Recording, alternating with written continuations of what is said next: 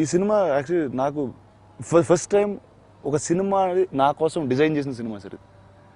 క్రిష్ అంటే రానా 2 పాత్రలు సూర్యబీర్ థియేటర్ పీస్లు, అభిమన్యుడిగా గట్టుదిగచుడుగా. నా వాయిస్కి కానీ నా పర్సనాలిటీ కానీ అది బాగుంటుంది. సినిమా జర్నీ ఒక యాక్షన్ అడ్వెంచర్ కదా. క్లైమాక్స్లో వేసేది నరసింహ అవుతారు. చేసే పాటలు కానీ చేసే యాక్షన్ కానీ ప్రతి ఒక్క అంశం సార్ కేర్ఫుల్గా డిజైన్ చేసుకుని వెళ్ళారు. ఈ సినిమా నిజంగా ఈరోజు నాకు ఏదో పేరు వచ్చిందని ఈ సినిమాకి ఆ క్రెడిట్ ఒక్కళ్ళు కాదండి. అది ఫస్ట్ క్రిష్, సాయి మాధవ్ గారికి, బృందా గారికి, విజయన్కి, అండ్ ఈ అందరు కలిపి బాబా జ్ఞానశేఖర్ ఒక కెమెరామెన్. అంటే వీళ్ళ వల్ల యాక్చువల్లీ నేను బయటపడ్డా. నేను కూడా స్పైసీగా ఉన్నా కదా బికాజ్ ఆఫ్ కెమెరా. అద్భుతం.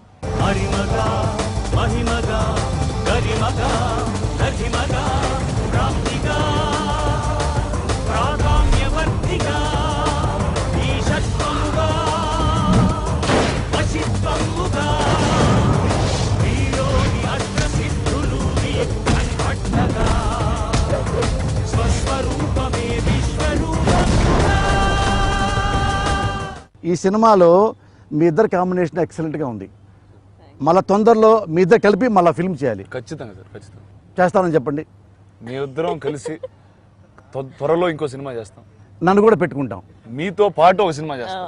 నన్ను కూడా పెట్టుకుంటాం ఒక క్యారెక్టర్గా. ఓకేనా? అదే కారులో ఆ సినిమా లొకేషన్ కూడా వెళ్దాం.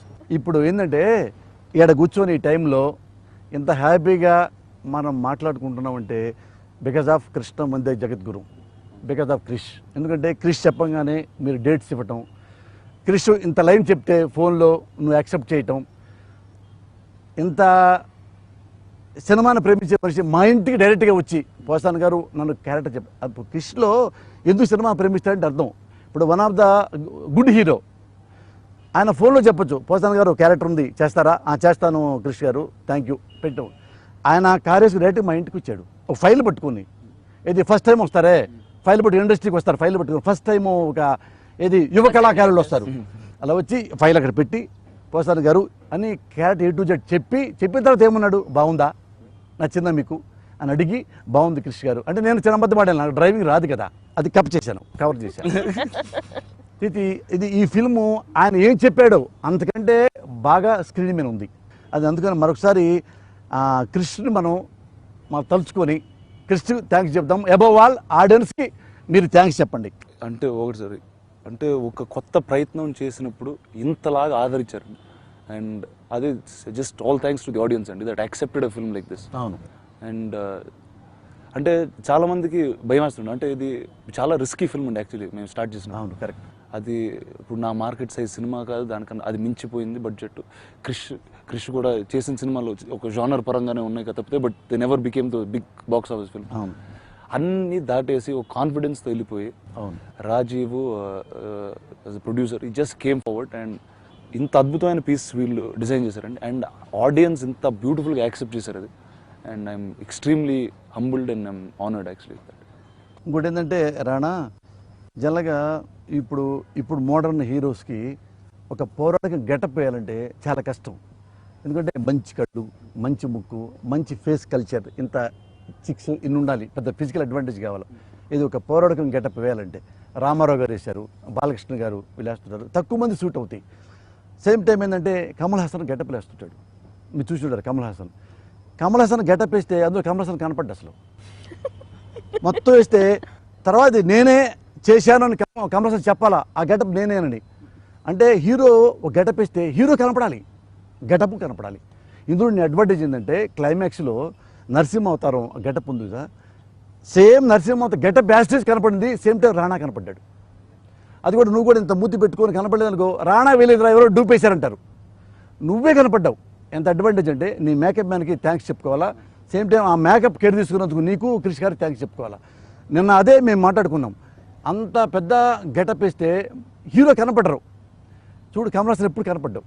మన అంటే ఇంద్రుడు చంద్రుడిలో ఆ గెటప్ వేస్తే వేరే వాడు అనుకుంటాం, పక్కనే కూర్చున్నా కమల్ హాసన్ కాదన్నారు. ఫాదర్ అన్నాడు, ఫాదర్ పక్కనే నుంచో నమస్కారం నాయుడు గారు అంటే ఎవరు బాబు నువ్వు అంటే నా పేరు కమల్ హాసన్ అని అన్నాడు. నాయుడు గారు షాకు, ఆ పళ్ళు తీశాడు, బొగ్గలో దూది తీశాడు.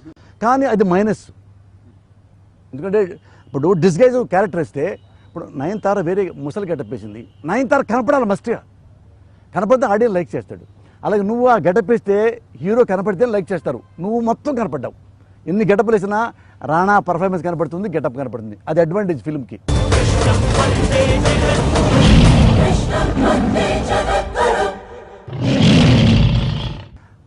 అందరూ బయటకు వచ్చి సార్ సినిమా బాగుంది, క్లైమాక్స్ సూపర్ సార్ అంటే because of performance, because of emotion, ఆ రెండు బికాజ్ ఆఫ్ అది చూడండి ఆ రీ రికార్డింగ్ ఎక్సలెంట్ అనమాట. క్లైమాక్స్ క్లాప్స్ కొట్టి అలా కామ్గా ఉండి బయటకు వచ్చారు.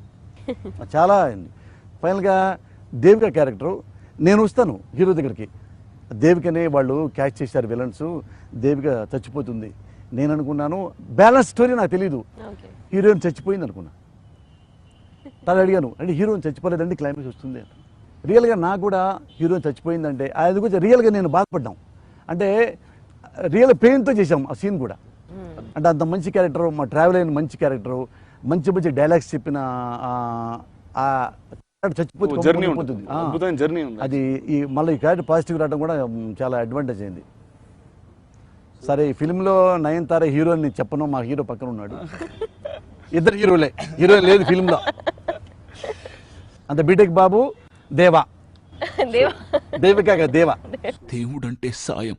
ఒక చిన్న చేప సాయం చేస్తే దేవుడు అన్నారు, ఒక పంది సాయం చేస్తే వరాహమూర్తి అన్నారు, మహావిష్ణు అవతారం అన్నారు. తాత రాసిన దేవుడి గురించి కాదు, సాయం గురించి.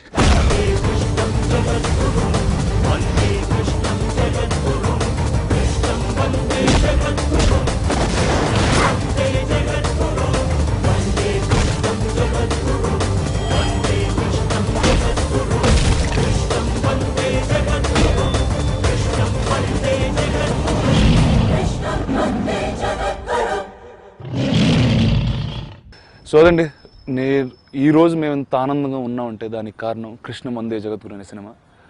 ఆ సినిమాని ఆదరించి ఇంత అద్భుతమైన సక్సెస్ చేసినందుకు thank you very much. I'm really happy that I did this film, and I should thank Krish. Thanks to all the audience who have watched our film and who have accepted our film, because there's a lot of hard work that's been put into this film, especially Rana's. So thanks for accepting the film, and we really need your love and support throughout. Thank you. Thank you.